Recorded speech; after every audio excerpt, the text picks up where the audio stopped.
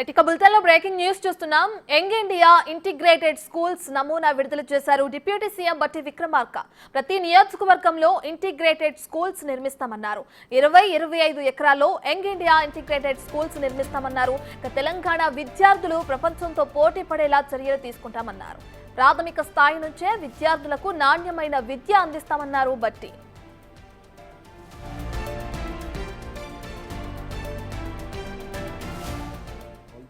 20 నుంచి 25 ఎకరాల్లో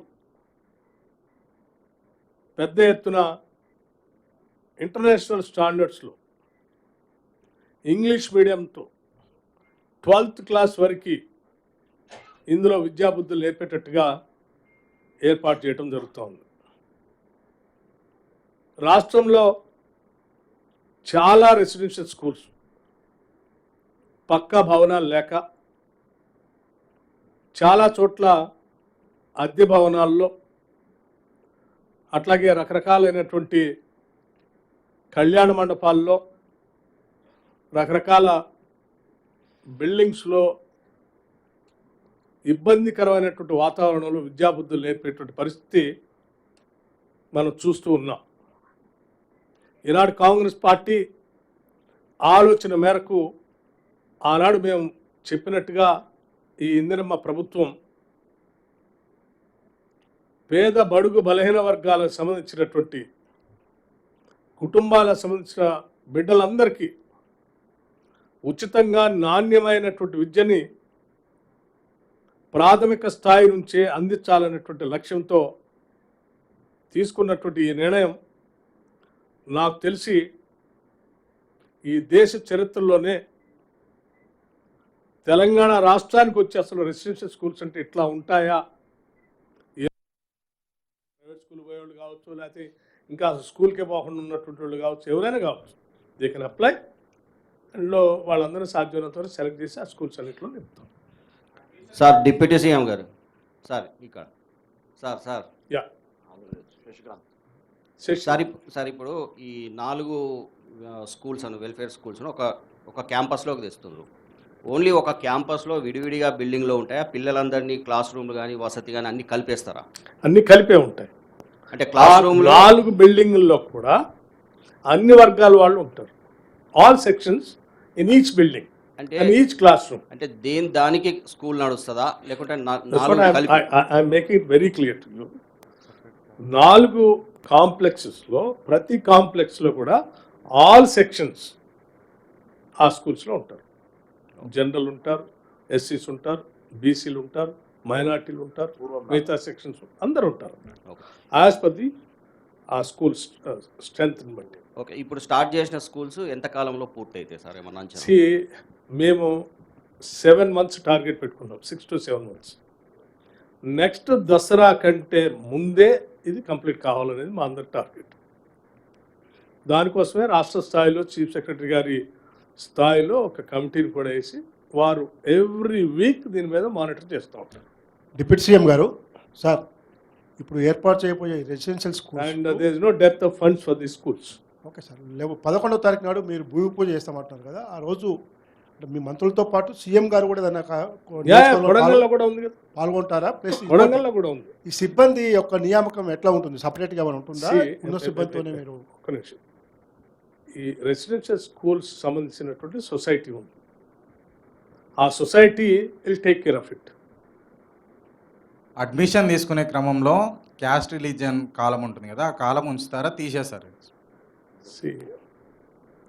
you are asking a very strange question. అంటే క్యాస్ట్ ఉంటుందా లేదా అని, అంతే కాలం అంతేనా? అదే that's what you are asking. అన్నీ ఉంటాయి సార్. ఇంకొకటి, ఒక్క ఇంటిగ్రేటెడ్ రెసిడెన్షియల్స్ కంటే 5,000 కోట్ల ఫండ్స్ అని పెట్టారు. ఒక్క ఇంటిగ్రేటెడ్ రెసిడెన్షియల్ స్కూల్, ఒక స్కూల్ కాదు, ఒక స్కూల్కి ఎంత ఖర్చు అవుతుంది? ఇప్పుడు యాజ్ ఆఫ్ నౌ రెసిడెన్షియల్ స్కూల్కి 24 నుంచి 25 కోట్లు ఎంత ఖర్చు అవుతుంది, 26 ఎంత అవుతుంది ఒక్కో స్కూల్కి. సేమ్ యాజ్ ఎస్ఎస్ఆర్ రేట్ల ప్రకారమే అవుతాయి, అడిషనల్ అమౌంట్ ఏం లేదు.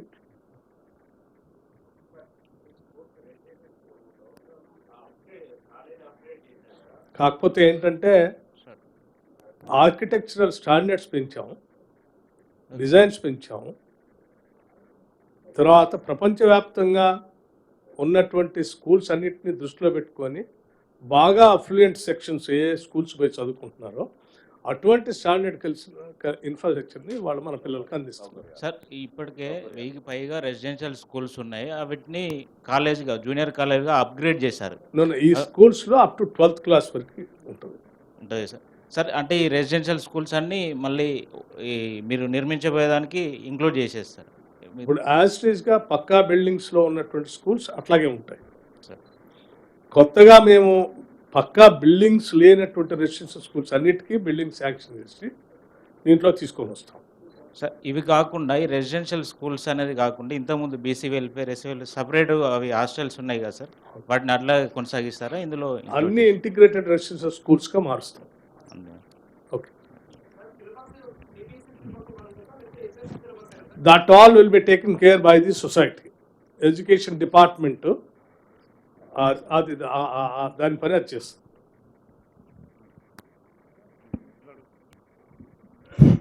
Sir clear brother? ప్రభుత్వ పాఠశాలల్లో అంటే అన్నీ ఉచితంగా ఇస్తున్నప్పటికీ కూడా తల్లిదండ్రులు పేదరికంలో ఉన్నప్పటికీ కూడా ప్రభుత్వ స్కూళ్ళలో జాయిన్ చేయడానికి ఇష్టపడట్లేదు. ఈ సంవత్సరం కూడా తగ్గింది ప్రభుత్వ స్కూళ్ళలో ఎన్రోల్మెంట్. దాన్ని ఎట్లా పరిష్కరిస్తారు సార్? అందుకే బ్రదర్ ఇప్పుడు మనం ఇంటిగ్రేటెడ్ రెసిడెన్షియల్ స్కూల్స్ని అనౌన్స్ చేస్తున్నప్పుడు మీరు ఎట్లా సాల్వ్ చేస్తారంటే దిస్ ఇస్ ద సొల్యూషన్. ఇంతకంటే అద్భుతమైన సొల్యూషన్ ఏముంటుంది నీకు? లాస్ట్ ఇయర్ కంటే ఈసారి పెరిగింది రెసిడెన్షియల్ స్కూల్. సార్ ఇప్పుడు రెసిడెన్షియల్ స్కూల్స్ ఏవైతే ఉన్నాయో వాటన్నిటిని పక్కా బిల్డింగ్స్ ఉన్న వాటినే ఉంచి మిగతా వాటిని తీసేస్తారని చెప్తున్నారా సార్? తీసేస్తాం కడతాను అని చెప్తున్నట్టే తీసేస్తా ఉంటారు. ఎవరు అడిగింది? సార్ ఇక్కడ సార్ ఐ డోంట్ నో. అంటే కొత్త దాంట్లో ఇంక్లూడ్ చేస్తామంటున్నారు కదా సార్, పక్కా బిల్డింగులు లేని వాటిని కొత్త ఈ ఇంటిగ్రేటెడ్ రెసిడెన్షియల్ స్కూల్లో ఇంక్లూడ్ చేస్తామంటున్నారు మీరు. బిల్డింగ్స్ లేనటువంటి వాళ్ళు బిల్డింగ్స్ కట్టొద్దా? కట్టాలి సార్, కాకపోతే ఇంటిగ్రేటెడ్ దాంట్లో ఇంక్లూడ్ చేస్తారా, సపరేట్ బిల్డింగ్స్ కడతారా? ఇంటిగ్రేటెడ్ రెసిడెన్షియల్ స్కూల్స్లోనే అన్ని పొందుపరుస్తాం. సో ఇప్పుడున్న బీసీ, ఎస్సీ, ఎస్టీ అవి వెళ్ళిపోతాయి. ఆడిపోతాయి, ఎక్కడ పోతాయి? I'm sorry if you can't understand the entire exhibition now what we have shown. అంటే జనరల్ రెసిడెన్షియల్ స్కూల్స్ ఏ రకంగా అయితే పనిచేస్తాయో అదే రకంగా పనిచేస్తాయని కదా అర్థం. అంటే భవిష్యత్తులో విడివిడిగా ఒక ఎస్సీ, ఒక బీసీ, ఒక మైనారిటీ అని పెట్టాల్సిన అవసరం ఉండదు కదా. ఫర్ ఎగ్జాంపుల్ నౌ ఈ 4 స్కూల్స్ శాంక్షన్ చేశారు. ఎస్సీ రెసిడెన్షియల్ స్కూల్లో ఎంత స్ట్రెంత్ ఉంటుంది? You will calculate. BC residential స్కూల్లో ఎంత స్ట్రెంత్ ఉంటుంది? You will calculate. Minority residential స్కూల్లో ఎంత ఉంటుంది స్ట్రెంత్? ఇక్కడ శాంక్షన్ చేసే అన్ని స్కూల్స్లో ఒక్కో స్కూల్కి ఎంత స్ట్రెంత్ ఉంటుందో చూసి ఆ స్ట్రెంత్ మొత్తం టోటల్ స్ట్రెంత్గా మార్చి అన్ని స్కూల్స్లో డిస్ట్రిబ్యూట్ చేస్తాం. So that every one will mingle each other, they live together, so that our society will grow like a joint family. Sir residential స్కూల్స్లలో కుల మతాలకి అతీతంగా Shashi, I think you're a progressive reporter, hope you'll understand. కులాలకి మతాలకి అతీతంగా చిన్ననాటి నుంచే మనం అందరం ఒకటే అనేటువంటి భావంతో విద్యార్థులు తీర్చిదిద్దేటువంటి ఒక ప్రక్రియకి ఈరోజు నాంది పలుకుతున్నాం. I hope you all will appreciate. దేశంలోనే మొదటిసారి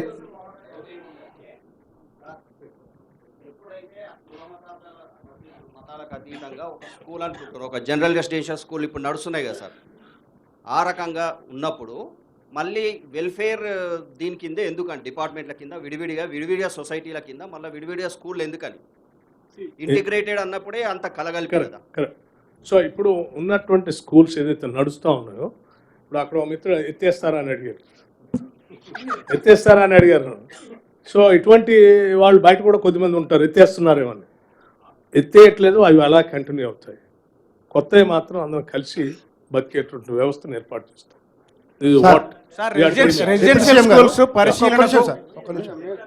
ఒక నిమిషం శ్రీకాంత్ సార్, ఏం లేదు సార్, కింది స్థాయి అధికారి నుంచి పై స్థాయి అధికారి వరకు మీరు ఎన్ని రెసిడెన్షియల్ స్కూల్స్ పెట్టినా, ఎన్ని ఇంటిగ్రేటెడ్ పెట్టినా ఎవరు కూడా పిల్లల్ని చదివించట్లేదు. ఈవెన్ ప్రజాప్రతినిధులు కూడా ఈవెన్ ప్రైవేట్ స్కూళ్ళకు, కార్పొరేట్ కాలేజీ పంపిస్తున్నారు. ఈ ఇంటిగ్రేటెడ్ స్కూళ్ళలో చేర్పించేందుకు మీరేమన్నా సారీ, మీకు రెసిడెన్షియల్ స్కూల్స్లో అడ్మిషన్స్ కావాలని చెప్పి పెద్ద ఎత్తున డిమాండ్ ఉంది. విపరీతమైన డిమాండ్ ఉంది. యాజ్ ఏ పబ్లిక్ రిప్రజెంటేటివ్స్గా మేము ప్రతిరోజు రిప్రజెంటేషన్స్ తీసుకున్న ఆ స్కూల్ అడ్మిషన్ ఇప్పించాం. సో కెపాసిటీ మించి మా దగ్గరకు వస్తుంది రిక్వెస్ట్. టుమారో ఈ ఇంటిగ్రేటెడ్ రెసిడెన్షియల్ స్కూల్స్లో అడ్మిషన్ కావాలని చెప్పి పెద్ద ఎత్తున అడిగేటువంటి వాతావరణం కూడా మీరు చూస్తారు. సార్ గత కొంతకాలంలో residential Thank you, brother. School sir ఒక్క నిమిషం గౌరవ ఉప ముఖ్యమంత్రి గారు సన్మానం చేస్తారు. లేదనో ప్రచారం జరుగుతుంది sir. The site is unique and we're looking at Kodangal now. This is a Kodangal location and we're looking at a small history of Kodangal. Important part of any building is how we respond to the climate, and the climate becomes a dictator for how do you look at buildings to behave, like the way our body behaves, even buildings behave similarly. So it also requires shading, requires cool water, everything.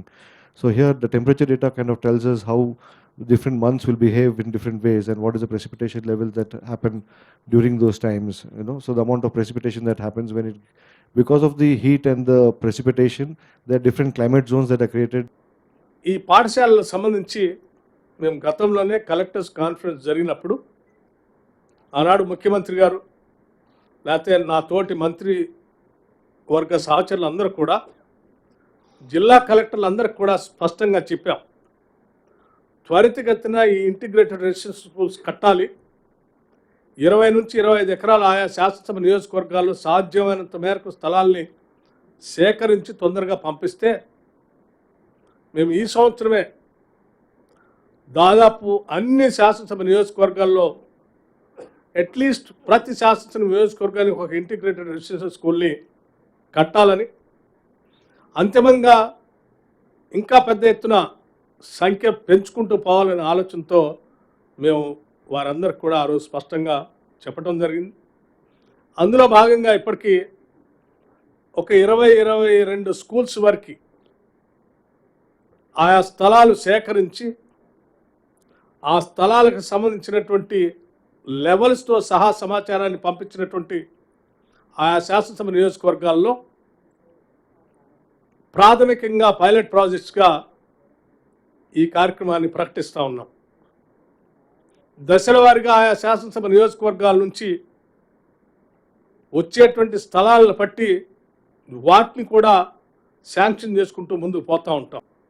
ఈ పాఠశాలకు సంబంధించి మేము గతంలోనే collectors conference జరిగినప్పుడు ఆనాడు ముఖ్యమంత్రి గారు లేకపోతే నా తోటి మంత్రి వర్గ సహచరులు అందరూ కూడా జిల్లా కలెక్టర్లు అందరికి కూడా స్పష్టంగా చెప్పాం, త్వరితగతిన ఈ ఇంటిగ్రేటెడ్ రెసిడెన్షియల్ స్కూల్స్ కట్టాలి.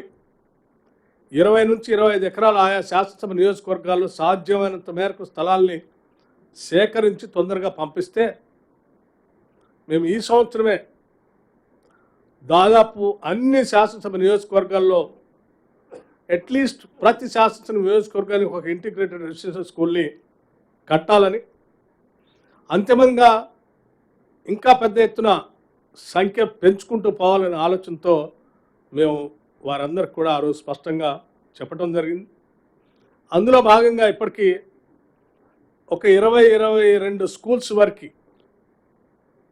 ఆయా స్థలాలు సేకరించి ఆ స్థలాలకు సంబంధించినటువంటి లెవెల్స్తో సహా సమాచారాన్ని పంపించినటువంటి ఆయా శాసనసభ నియోజకవర్గాల్లో ప్రాథమికంగా పైలట్ ప్రాజెక్ట్స్గా ఈ కార్యక్రమాన్ని ప్రకటిస్తూ ఉన్నాం. దశల వారీగా ఆయా శాసనసభ నియోజకవర్గాల నుంచి వచ్చేటువంటి స్థలాలను బట్టి వాటిని కూడా శాంక్షన్ చేసుకుంటూ ముందుకు పోతూ ఉంటాం. ఈ పాఠశాలకు సంబంధించి మేము గతంలోనే కలెక్టర్స్ కాన్ఫరెన్స్ జరిగినప్పుడు ఆనాడు ముఖ్యమంత్రి గారు లేకపోతే నా